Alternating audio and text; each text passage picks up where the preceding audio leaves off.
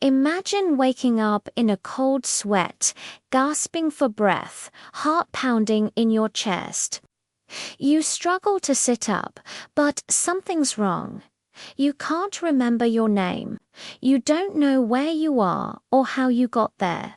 And as the realization of your forgotten past overwhelms you, two burning crimson lights pierced the darkness, and two grinding metal arms reach out to crush your skull. But that wasn't you. You're not human. You never were. You are a construct of rusted metal and flickering lights, a slave to the cruel whims of the dark mechanicus. This is the story of the Servitors, the eternal slaves of the Imperium. Born human, dying machines. On Grimforge worlds deep, in the heart of the Eye of Terror, the lobotomized husks of men are chained to towering forges, their minds broken and empty, their bodies mere shells. The Tech-Priests of the Dark Mechanicus see them as nothing more than tools, disposable and easily replaced.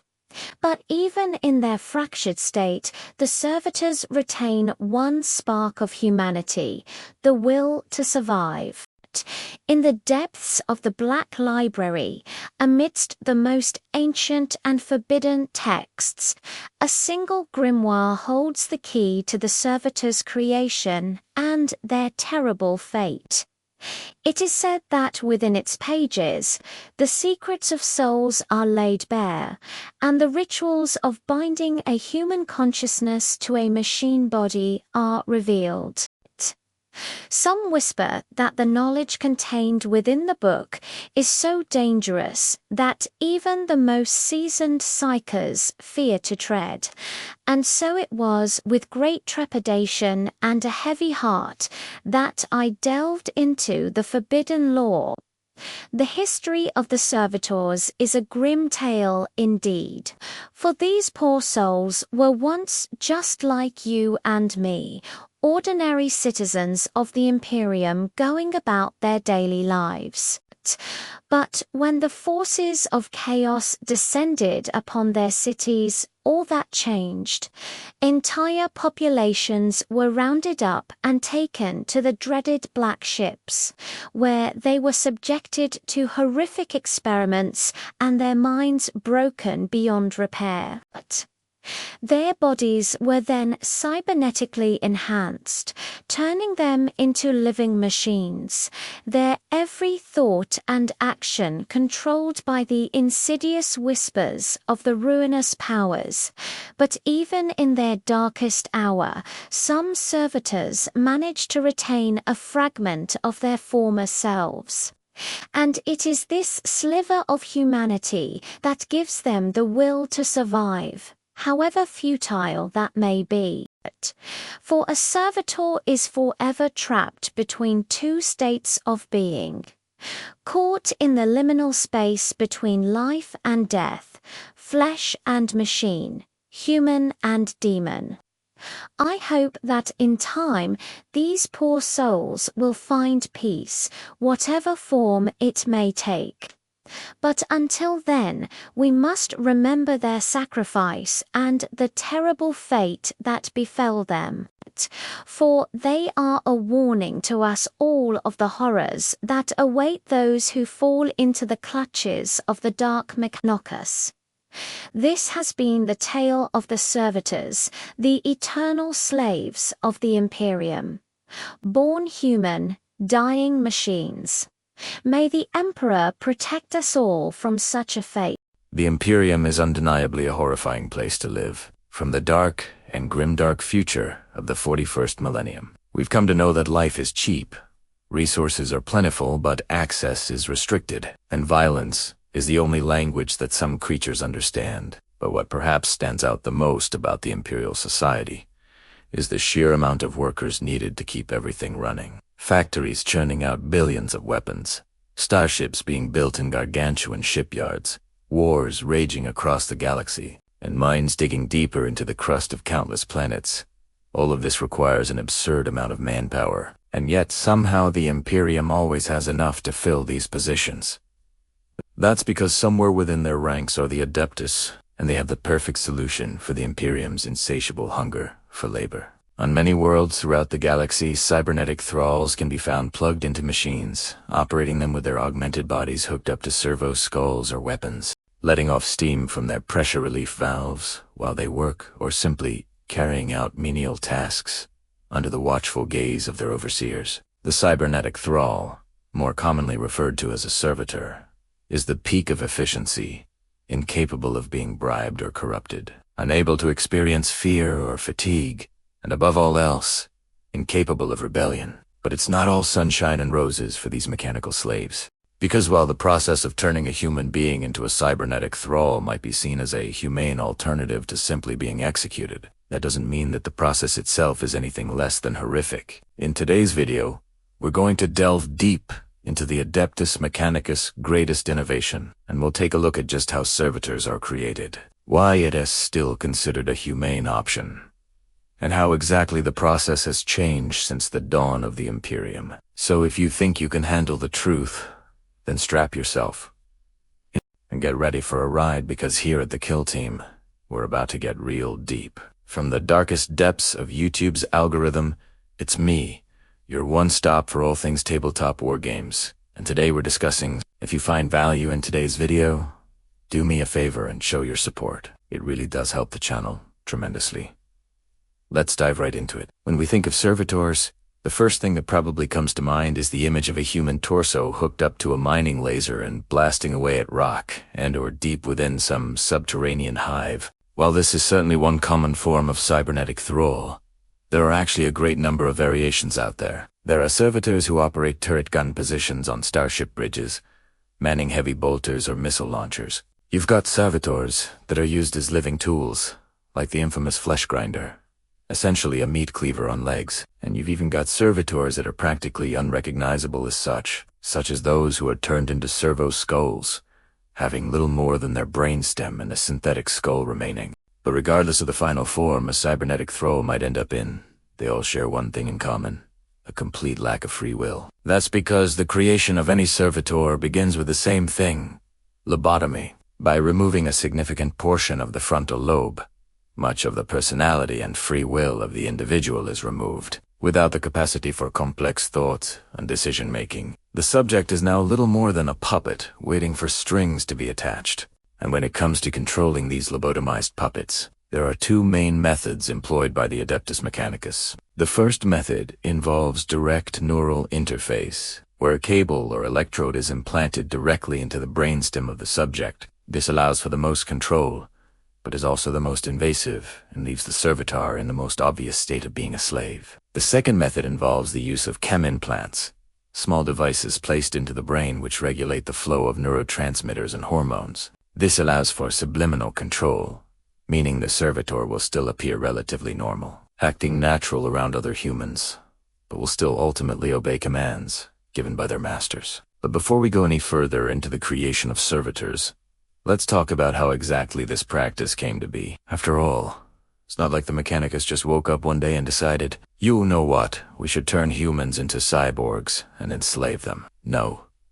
This practice has a long and complicated history that stretches back through the millennia. When the Emperor united Terra under the banner of the Imperium, he inherited many technologies from the previous human civilizations that had risen and fallen across the planet. One of these technologies was cybernetics, a field of science that had advanced greatly during the dark age of technology. Eben back, humanity had already developed prosthetics, artificial limbs, sensory replacements, and even cybernetic implants that could enhance a person's abilities. The problem was that these technologies were incredibly expensive and time-consuming to manufacture, and so they were mostly reserved for the upper echelons of society, or, in some cases, those who had been unfortunate enough to fall into disfavor with the authorities. During this period, one of the most common punishments for minor crimes was the application of dermal implants that would brand a person Eskin, permanently marking them as a criminal. In some cases, these implants would also serve as a form of control, allowing guards to monitor the behavior of the branded individuals. This practice eventually escalated into a form of slavery, with entire populations being branded and forced into servitude. And it was during this time that the early forms of servitude began to emerge. But it wasn't until the Great Crusade that the creation of servitors really began to take off. During the Great Crusade, the Emperor and his newly founded Space Marine legions were scouring the galaxy in search of human worlds to bring into the fold of the Imperium. But with so much of the galaxy unexplored and so many new worlds to conquer, it quickly became apparent that there weren't enough humans to go around. As such, the Emperor sanctioned the creation of servitors to help support the growing population of the Imperium. The use of servitors quickly spread throughout the ranks of the Adeptus Mechanicus, and soon entire factories were being built to mass-produce these cybernetic slaves, with the newfound ability to create servitors on a large scale. The Adeptus Mechanicus became one of the most powerful and influential organizations in the Imperium, and the creation of servitors has continued to this very day. With all that said, let's return to the creation of servitors. As we previously mentioned, the first step in the creation of any servitor is the lobotomy, the removal of a significant portion of the frontal lobe of the brain. This is usually done with a combination of surgical tools and directed energy weapons, leaving behind nothing but a brainstem and basic motor functions. Once the lobotomy is complete, the next step is to implant a chem implant or direct neural interface. For the purposes of creating a servitor, both methods are equally effective. However, the chem implant is preferred by the Adeptus Mechanicus due to its more subtle nature. When using a chem implant, the subject will still appear relatively normal, making it easier for them to blend in with other human beings. This is especially useful when the servitor is being used in situations where they will be in close proximity to other humans, such as on a starship or in a factory. The third and final step in the creation of a servitor is the augmentation process. This is where the actual cybernetic enhancements are applied to the body, whether it be mechanical arms and legs, sensory replacements, or implants that enhance strength and endurance. The type of augmentations used will vary depending on the intended use of the servitor. For example, a servitor that is intended to operate heavy machinery will require different augmentations than a servitor that will be used as a living tool. Overall, the process of turning a human being into a cybernetic thrall is a horrifying one. But it is important to remember that it is still considered a humane option compared to simply executing the individual. For many, being turned into a servitor is seen as a fate worse than death, a fate of eternal servitude and misery. But for others, it's seen as a necessary evil, a small price to pay for the greater good of the Imperium. One of the greatest ironies of the creation of servitors is that while the Adeptus Mechanicus would argue that it is a necessary evil, the process itself is a form of progress, a step forward in their view of humanity. By removing the things that make us human, our emotions, our individuality,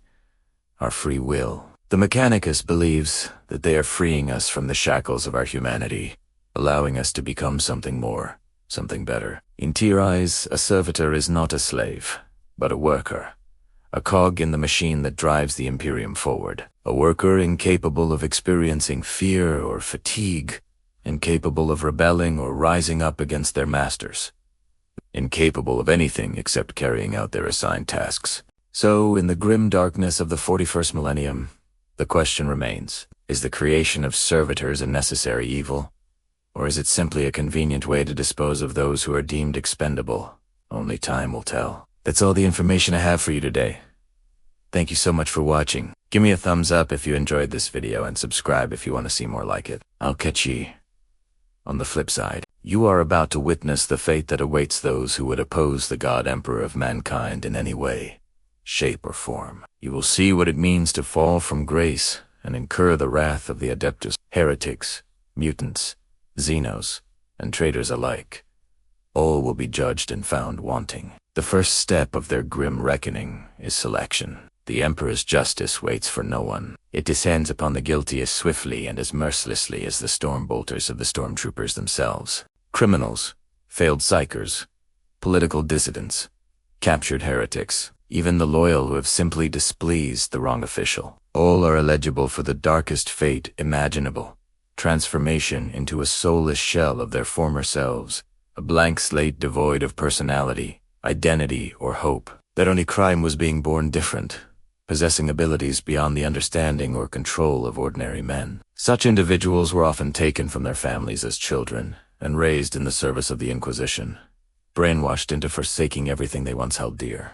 They became inquisitorial agents, ruthless and single-minded in their pursuit of heresy and corruption, even if it meant turning on their own kind. A young man, barely more than a boy, really, was brought before the Arbites. His crime, petty, but when the law fails to deliver justice, the Arbites are called in, and these grim enforcers of the Emperor's divine justice never disappoint. As the Imperial Guard opens fire on the crowd of onlookers, killing several instantly, the young man cowered in fear, but he couldn't run, not with the might of the Emperor's justice bearing down on him like a mountain. He could only watch in horror as the lasguns of the Imperial Guard tore through the crowd, suppressing them and bringing the plaza to heel. Then the Arbites approached him, their stern faces hidden behind their helmets. They grabbed him by the collar and dragged him away, ignoring his pleas for mercy and explanation. As they disappeared around the corner, a guard stood over the corpses, his face grim and resolute. "For the Emperor," he muttered, his voice echoing in the suddenly silent plaza. But where were they taking him? What would become of him now?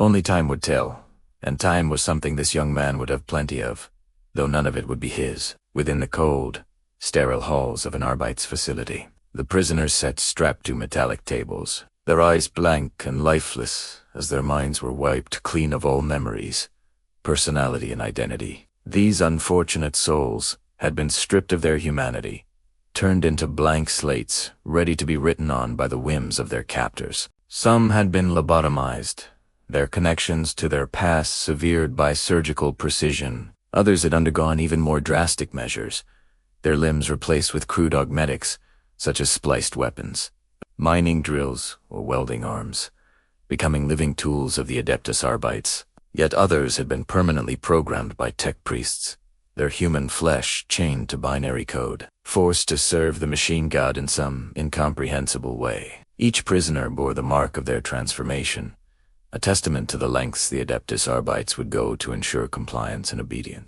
There were also those who had once been proud members of the Imperial Guard, convicted of the unforgivable crime of dereliction. They had abandoned their posts in the face of the enemy, turning tail and running rather than standing and fighting for the Emperor and humanity. Such cowardice was seen as the ultimate betrayal, and so the punishment was swift and merciless. Their memories rewritten, their personalities purged. They became mindless heavy weapons platforms, forever condemned to serve as cannon fodder in the never-ending war against the forces of chaos. This was the fate of the young man who had stolen that loaf of bread. In the blink of an eye, he went from a desperate but innocent thief to a soulless husk, a mere vessel for the Arbites to mold and weaponize as they saw fit. His story was just one of many, a grim reminder of the fate that awaited anyone who dared defy the authority of the Adeptus Arbites. Inquisitor Kurlan paced the length of his cell, his shadowed face betraying no emotion. His assistant, a young man named Marius, watched him nervously. He knew his master was troubled, but he didn't know why. Inquisitors were rarely troubled by anything, especially not over a simple heretic like the one they had brought back from the dead. The heretic in question was a young woman named Cassandra, a psycho who had accidentally killed her parents during a warp-fueled frenzy. Kurlan had seen great potential in her, enough to make her an offer. She would either spend the rest of her life imprisoned within the walls of his fortress, or she would join him and learn how to control her powers. He sensed a deep-seated sadness within her, a flicker of humanity amidst the swirling vortex of raw psychic energy, and he had hoped to help her, to bring her back from the brink and turn her into a valuable asset. But now he wasn't so sure. Cassandra's powers were too strong, too wild, and as he looked into her eyes, he saw the abyss staring back at him, a glimpse of the warp and all its madness. Was he risking his own sanity by delving too deep? Did he dare hope that he could pull her back from the edge without succumbing himself? The answer, as always, was yes. For the greater good, for the safety of the Imperium, he would risk anything. Yet as he watched Cassandra unleash her powers, the very fabric of reality around them rippling and distorting under the strain, he couldn't help but feel a sense of foreboding. The weight of his decision pressed down on him like a physical burden. Was he truly doing the right thing, or was he playing with forces beyond his control? At that moment, he heard the familiar chime of his vox. It was Marius, his voice tight with urgency. "My Inquisitor, We have company. Kurland felt a surge of adrenaline. Visitors were rare, especially this deep in the eye of terror. Who would come to his fortress monastery at this hour? He reached for his trusty thunderhammer, the very tool he had used to smite countless heretics and demons alike. As he followed Marius through the labyrinthine corridors of his fortress monastery, he tried to calm his nerves. Was this a trap? Had Cassandra's power attracted unwanted attention? Or could it be something else entirely? He had sensed a disturbance in the warp, a growing darkness near his fortress monastery. Could this be its source? Suddenly, the walls shook violently, showering the room with debris. A low growl echoed through the fortress monastery, a sound that sent chills down even his seasoned spine. "What in the name of the Emperor?" he muttered, drawing his chainsword. This was no ordinary visitor. Whatever was out there, it was powerful, malevolent, and headed straight for him. He and Marius exchanged a grim look. It was time to defend his fortress monastery, to stand as a bulwark against the encroaching darkness. Whether he and his small band of loyal servitors would prevail was another matter entirely. The fate of the Inquisition, perhaps the entire Imperium, hung in the balance, and as the darkness drew closer, he knew he must summon every ounce of strength and faith he possessed to prevail. A stood firm, a lone warrior amidst the encroaching chaos, his spirit unbroken, his resolve unyielding. He was an Inquisitor of the Ordo Hereticus, and he would not falter. He would not break. He would stand against the tide of darkness until his last breath. And then there was silence, an eerie quiet that settled over the fortress monastery like a shroud. Inquisitor Corlin lowered his weapons, his eyes scanning the room for any sign of his attacker. Where had it gone? Had it fled, or was it biding its time, waiting for him to let his guard down? He knew better than to underestimate his enemy, whatever it was. With a low growl, he gestured to Marius to flank him.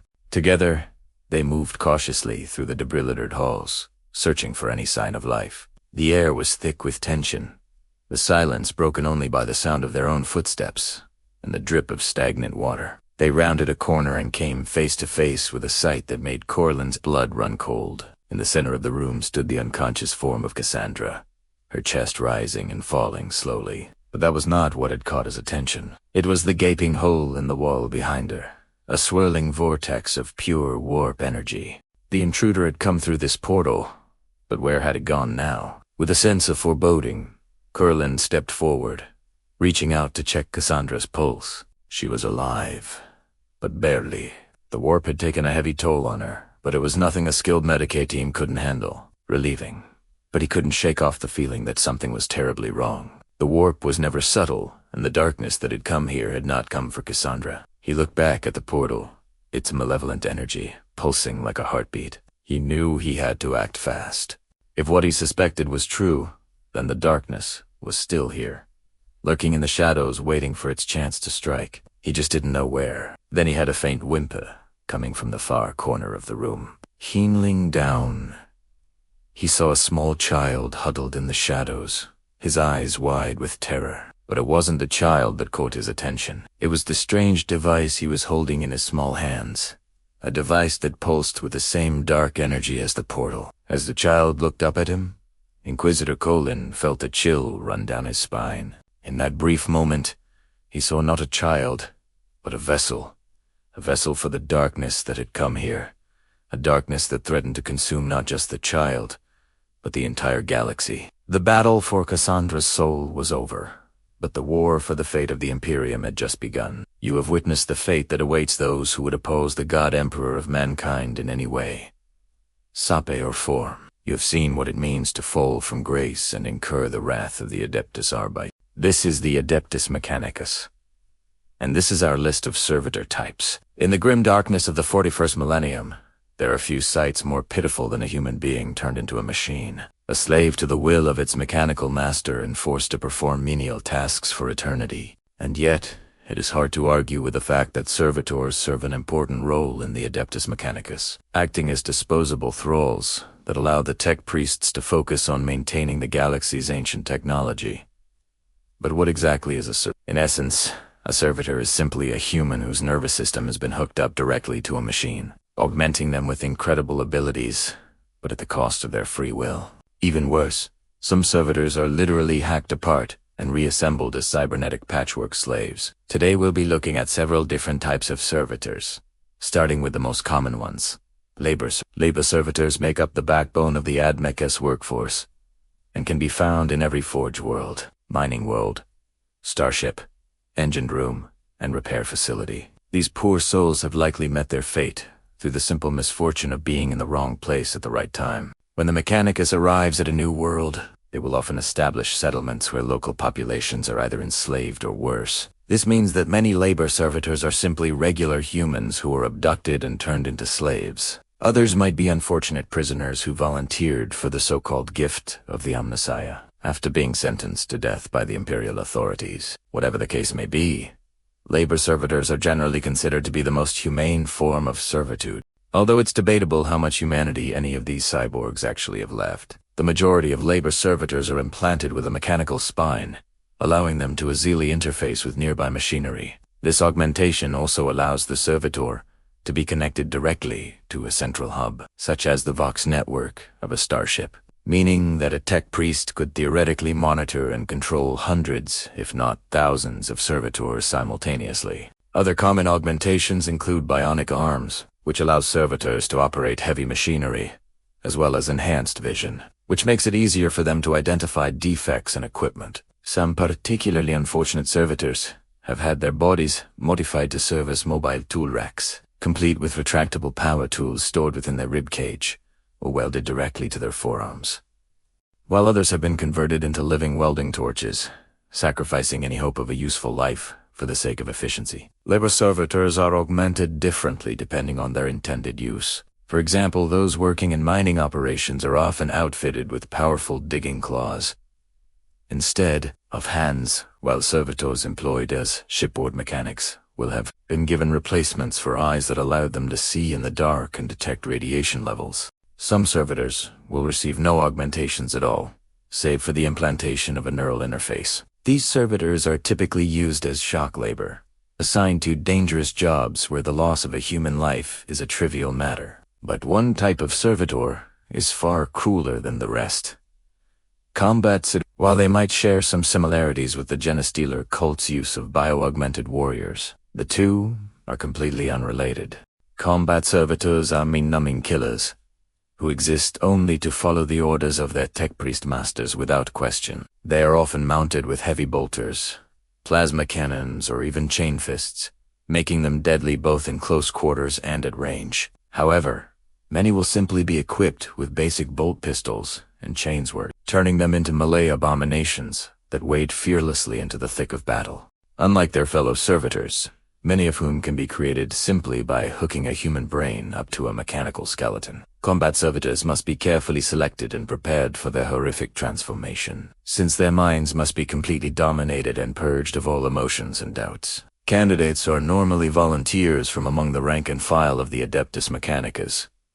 It's not unknown for other Imperial organizations to donate unwanted prisoners as future combat servitors, but tech priests prefer to make their own. Many potential servitors are culled during the selection process itself, with tech priests weeding out anyone who shows signs of mental instability or severe physical deformity. Once the chosen few have been stripped and prepped for surgery, they are chained to a table and given a series of injections that will both dull their pain receptors and begin to rot away their sense of self. Over the next few days, their brains will be bombarded with subliminal messages and audio recordings, designed to convince them that the will of the Omnissiah is absolute.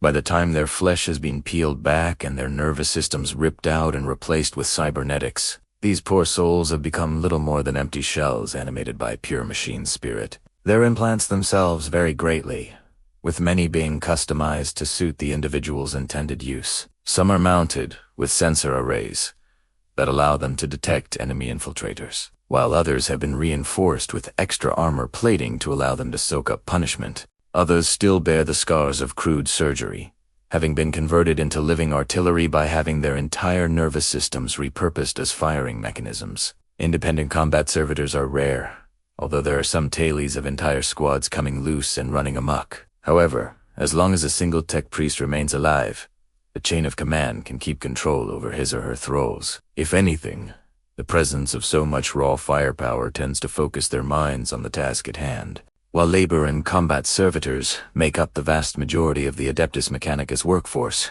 there are a few others that are worth mentioning. The first of these are the Praetorian bodyguard servitors. Hulking augmetic nightmares that serve as living statues guarding the most sacred sites of the Admech. These absurdly powerful servitors are usually crafted from the corpses of the most powerful enemies the Adeptus Mechanicus has ever faced, with their metal bodies adorned with the trophies of war. It's said that a single Praetorian can hold off an entire squad of Space Marines, although they typically only do so to protect a single Tech-Priest. Indeed, while Tech-Priests typically traveled with small retinues of bodyguards, they are almost always accompanied by at least one Praetorian, who walks several paces behind them, a silent promise of swift and brutal retribution for anyone foolish enough to attack their master. That's all for today, folks. I've got a lot more to say about the servants of the Omnissiah, but I think I'll leave it there for now.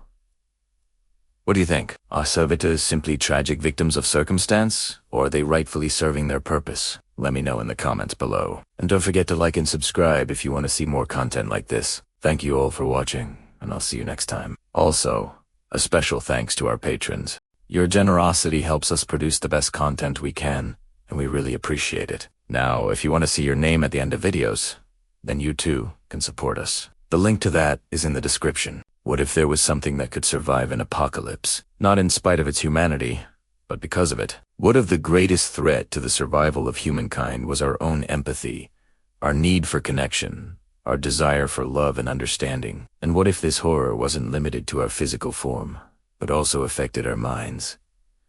Welcome to my channel. You are about to enter a sector that has been quarantined by the authorities. Entering without authorization is strictly prohibited. If you experience any unusual symptoms while in the sector, please report immediately to the nearest medical facility. All test subjects within the sector will be provided with comprehensive aftercare. If you find this video after the fact, do not attempt to contact us. Instead, follow the provided instructions. Remember, your reality is your responsibility. Are you ready? Good. Let's begin. The world ends a little differently for everyone. For some, it's a slow death by neglect as society crumbles around them. For others, it's a sudden violent event that cuts their life short. But for a select few, it's a process of painful adaptation, a slow and agonizing transformation that leaves them barely clinging to their humanity. They are the unliving, those who have survived the apocalypse, but at what cost? For the unliving, existence becomes a torment. Flesh rots and regenerates over and over in a gruesome cycle. Augmetics corrode and rebuild themselves constantly. Muscles atrophy and re-ripen, but they are forced to function despite their decaying state. They must carry on even as their bodies revolt, driven by an insatiable need to obey. Their will is gone, replaced by a single command: survive and serve. There is no personality left, no quirks or habits. There is no escape from the monotonous routine. The only outlet is in the quality of their servitude, which can be distinguished by observers into levels of efficiency. They move like clockwork, completing tasks with ruthless precision. The higher their level, the more efficient they become. But this efficiency comes at a terrible price. Astes Serve Unliving slowly lose their humanity. Their thoughts become muddled, their emotions dulled. They lose their individuality, becoming nothing more than tools for the higher purpose. Any trace of their former lives, their loved ones, their dreams and aspirations, all fade away, leaving behind a hollow shell driven by a single-minded obsession. The process of turning humans into unliving is both horrifying and fascinating. It is a study in the depths of human depravity and the limits of endurance. To understand how such a thing is possible, we must first explore the nature of the human will. The human will is a powerful force. It is what drives us to achieve our goals, endure hardship, and make sacrifices for what we believe in. But it is also a fragile thing, easily broken under extreme stress or trauma. The process of turning humans into unliving begins with a deliberate attack on this fragility. Through a combination of psychological manipulation, sensory deprivation, and exposure to extreme conditions, the victim's will is gradually eroded away. This process can take weeks, months, or even years, depending on the strength of the individual's will and the intensity of the attacks. But the end result is always the same: a husk of the person they once were, driven by a single-minded obedience to their captors. One of the most terrifying aspects of this process is that it is completely reversible. When the transformation is complete, the victim becomes what we call a full unliving. They are completely under the control of their captors and will obey any command without question. They are effectively brainwashed and turned into loyal servants. But what happens when the victim's will is broken but not completely extinguished? This is where things get really disturbing. In some cases, the victim may seem outwardly obedient, but they are secretly plotting their revenge. They bide their time, waiting for the perfect opportunity to strike back. Others may seem outwardly defiant, lashing out in anger and frustration at their captors. But beneath the surface, their will is slowly being eroded away. Eventually, they too will become full unliving, completely obedient to their captors. The worst-case scenario is when the victim becomes catatonic, completely unresponsive to their They may seem to be lifeless, but in some cases, they are still alive, albeit in a state of suspended animation. Their will has been completely broken, and they are now nothing more than living corpses. In these cases, the victim is effectively dead, but their body is kept alive through a combination of advanced medical technology and sheer force of will. Even in the darkest depths of despair, the human will to live is a powerful force to be reckoned with. It can drive us to do incredible things, but it can also be a double-edged sword. When the will to live is twisted and corrupted, it becomes a force of pure survival, devoid of morality, empathy, or compassion. These individuals become what we call empty shells, existing solely to fulfill their basic needs and perpetuate the cycle of pain and suffering. They are the ultimate victims of the process, trapped in a nightmare from which there is no escape. There is no known cure for the unliving condition. Those who have been transformed are trapped in their new state for life. Some may eventually die from natural causes, but in most cases, they are killed off by their captors when they are no longer needed or become too great a risk to contain. The unliving are effectively disposable assets. They are treated as expendable tools to be used and discarded at will. This lack of value extends to their remains as well. The corpses of the unliving are often disposed of in mass graves or simply left to rot where they fall. In some cases, their bodies are experimented on by their captors, who are interested in the nature of the transformation process and the potential applications of this technology. The creation of the unliving is a relatively recent development in the history of the apocalypse. It is believed to have originated with one of the last major factions standing, possibly as an attempt to create the perfect soldier or a means of controlling the population. Whatever the true origin may be, the fact is that the unliving are now a common sight in the wasteland. They can be found in the service of various factions and organizations, as well as in the wild, where they have been abandoned or escaped. The unliving are a constant reminder of the horrors of the apocalypse. They are a testament to the depths of human depravity and the resilience of the human spirit. Now, I want to hear from you. How would you deal with the situation presented in this story? What do you think is the origin of the unliving? Do you believe that such a thing is possible in our world? Share your thoughts below. Also, don't forget to like the video and subscribe for more content. Until next time, stay safe out there. The Emperor is dead. Long live the Emperor. If there is one truth that underpins the grim darkness of the 41st millennium, it is that life will always find a way to go on, even in the hermetically sealed, nightmarish hellscapes of the Manufactorum. Life persees. In the endless campaigns across the galaxy, life endures. And even in the cold vacuum of space, life goes on. But does life under the rule of the God Emperor of mankind still really mean life? Are the billions of beings who toil and suffer for the Imperium truly alive, or are they something else? Something worse. The Imperium is a paradox. It is held together by warp fuel technology and sustained by the fanaticism of billions of people.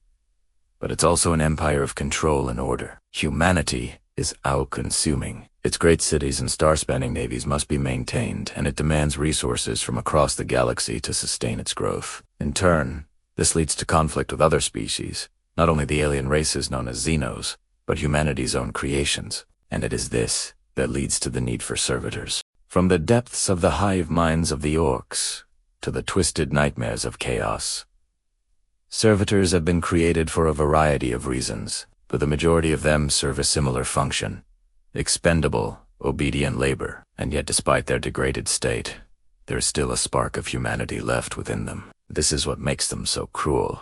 So very, very cruel. While the orcs may use slaves, and the Dark Eldar hold entire populations in thrall for their sadistic pleasures, the servants of the Emperor are by far the most pitiful. The cruelty of these creatures is evident just by looking at them. Yet before they were broken and twisted into these pathetic shells of their former selves, they were just like you and me, Imperial citizens going about their lives. Many were probably innocent civilians, drafted against their will into some desperate attempt to try and maintain production. On a world such as Terra, where the population has swelled beyond the planet's carrying capacity, there is no shortage of bodies. What began as a program to help augment production lines and dangerous jobs soon became a means to simply put bodies to use.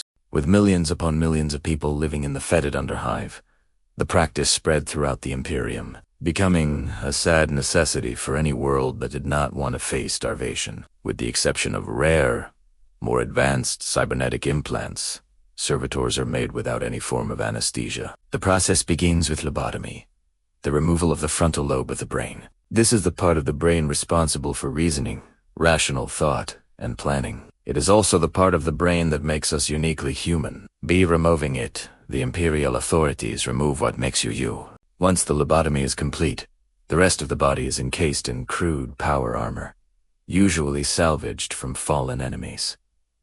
The process then moves on to the eyes, which are either removed or covered over. After all, when you're reduced to little more than an animal, why bother keeping your sight? Next comes implantation, usually done while the patient is still alive, though sometimes a more sensitive part of the process. Needles and wires are inserted into the remaining brain matter and hooked up to the Servitor's power armor. These implants act as a direct link between the Servitor's mind and their armor, allowing them to be easily controlled by a single operator, or in some cases, allowing them to be linked to a central command. Sometimes during this process, limbs are replaced with mechanical equivalents. However, these are usually only used in very specialized cases where the original limbs are deemed unfit for purpose. The final step is usually implantation of a neural node, a small device placed into the spinal cord that acts as the physical link between the mind and the body.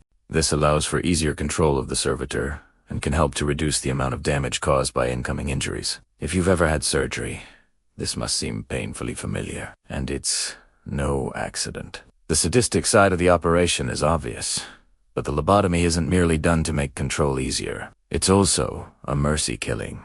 Most of the patients lobotomized are already in a very poor condition. The process removes any pain receptors in the brain and greatly reduces overall sensitivity. As such, many of the lobotomized don't actually feel pain anymore, but instead feel nothing. Their minds are often reduced to a kind of vegetative state, little more than a brainstem. This might sound cruel, but it's actually seen as a blessing by many in the under. To be a servitor might be to exist in a terrible physical state, but it's also to cease feeling the pain of existence. After the procedure, the servitor is given a new name, one that begins with the letter A, denoting their new status as property. They are no longer seen as human, but as tools to be used and disposed of as necessary. In fact, in some sectors, such as the notorious Segmentum Obscurus, servitors are denied even the most basic rights, including the right to be referred to by their imperial titles. Instead, they're identified by a serial number. In some rare cases,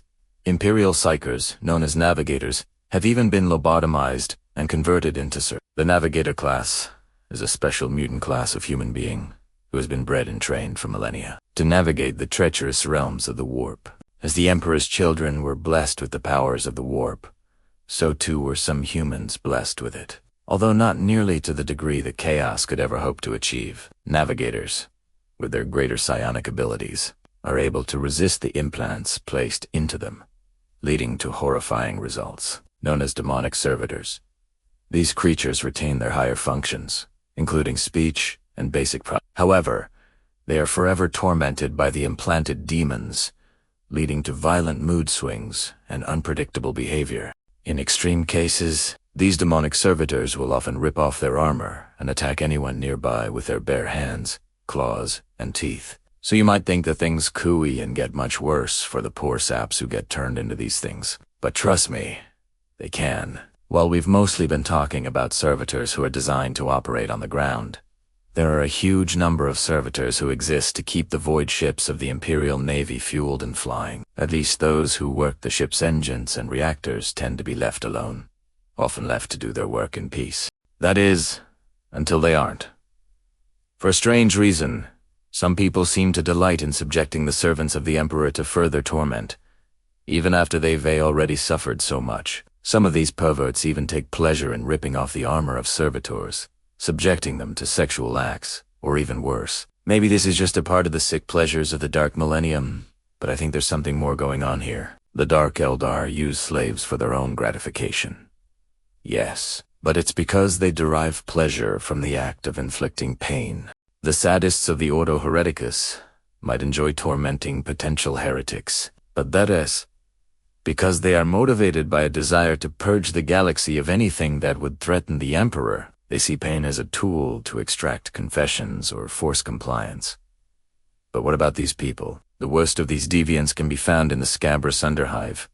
Levels of hive cities, where servitors are rented out to the highest bidder. Others are more subtle, preying on the ignorance of those who don't know any better. In Heretics, these monsters will even target the officers in charge of servitor production, replacing them with duplicates created from captured enemies. When discovered, these doppelgangers will often kill their victims and assume their place in the chain of command. Let's close with one last disturbing image. Imagine, if you will, a vast void ship, a bastion of humanity sailing through the black abyss of space. Within its vast hull are countless servitors toiling away, fueling the engines that drive it forward into the black. One of these servitors powers the ship's reactor, feeding energy to the void ship's fusion reactors deep within its hull. The servitor feeds the machine without pause or rest, its mechanical arms moving in a never-ending cycle. But as the ship accelerates away from its home system, something strange happens. This servitor feels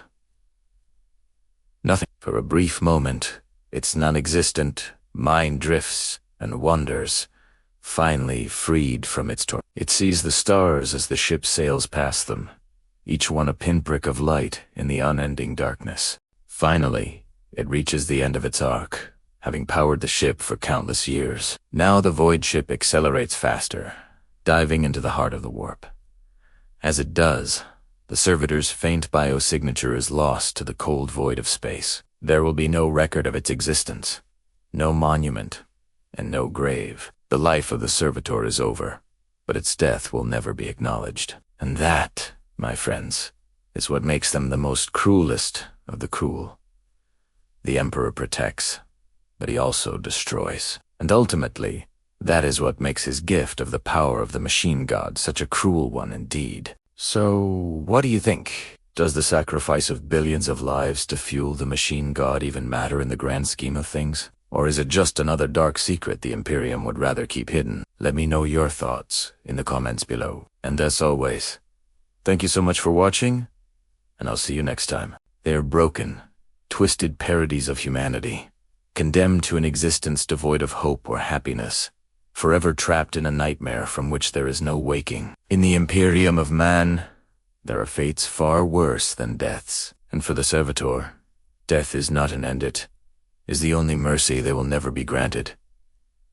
Fade to black with melancholic music. Next, we descend into the golden cages of the Emperor's Chosanda, Adeptus Custodes. For millennia, the Adeptus Custodes have served as the Emperor's personal bodyguard, unwavering in their loyalty and martial prowess. But what if their dedication to their duty was taken to its extreme? What if these golden warriors became prisoners of their own devotion? Welcome back to the grim darkness of the 41st millennium. This is another installment in our ongoing exploration of Warhammer 40K lore. Today, we delve into the forgotten realm of the Adeptus Custodes, specifically the tales of betrayal at Calth and the creation of the first Custodes. We will be referencing several primary sources, so today's video is going to be a little bit different from normal WLLB.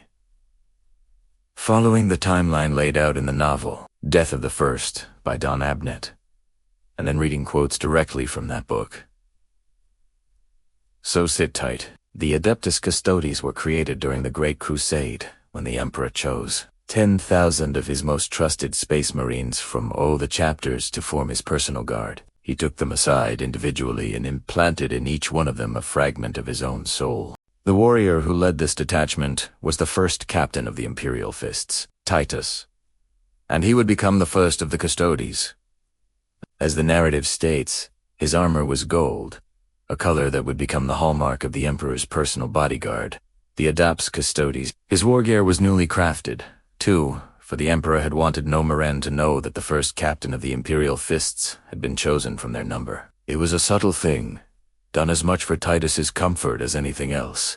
The Emperor entrusted the Custodes with the defense of Terra and the safety of the Golden Throne, on which he sits. They were sworn to protect him and his secrets until death. And even after millennia, their loyalty remains absolute. It was on the world of Calth that the full weight of the Custodian's duty truly settled upon them. Calth was a forge world renowned for its craftsmanship and strategic importance, but it soon found itself under siege by the forces of chaos. With the Imperial Fists already engaged elsewhere, the Custodians were left to fend for themselves. The narrative describes the battle as a siege, a defense against impossible odds. Even in their golden armor, the Custodians were vulnerable, and the foe they faced was relentless. Wave after wave, the servants of chaos attacked, seeking to break through the defenders' ranks and claim the Forge world for their dark master.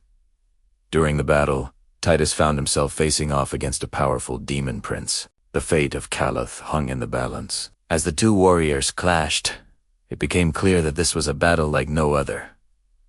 The demon prince was too strong for any mortal weapon. To harm him, Titus knew he needed an advantage, and so he did something unthinkable, something that would change the course of the battle and the fate of the Custodians forever. With a desperate gamble, Titus managed to wound the demon prince and drive him back. Using every ounce of strength he possessed, he rallied the Custodes, leading them in a final assault that drove the demons back and secured the victory.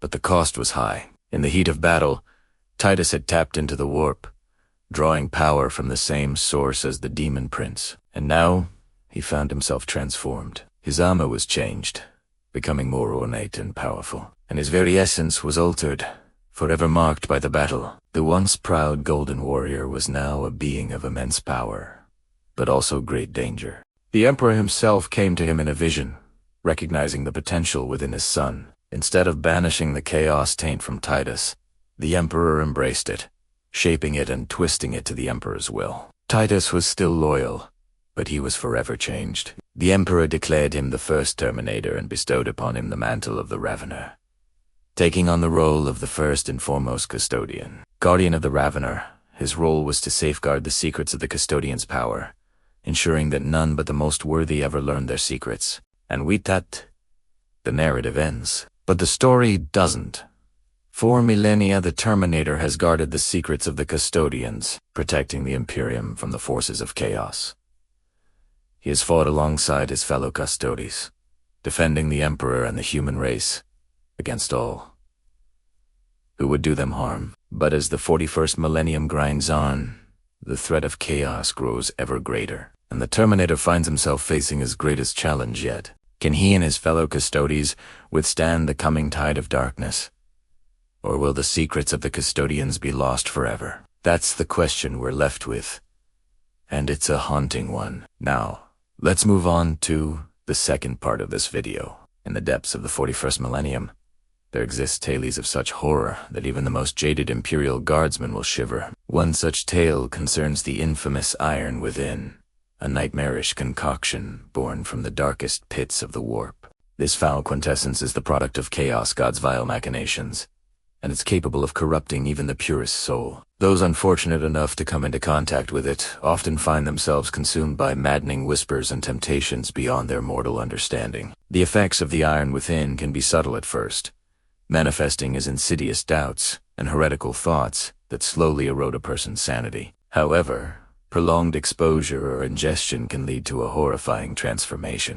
Victims become twisted parodies of their former selves, their bodies contorted and corrupted, their minds broken beyond repair. Some succumb to the Iron Within, become gibbering wrecks, barely human and utterly devoted to the Chaos Gods.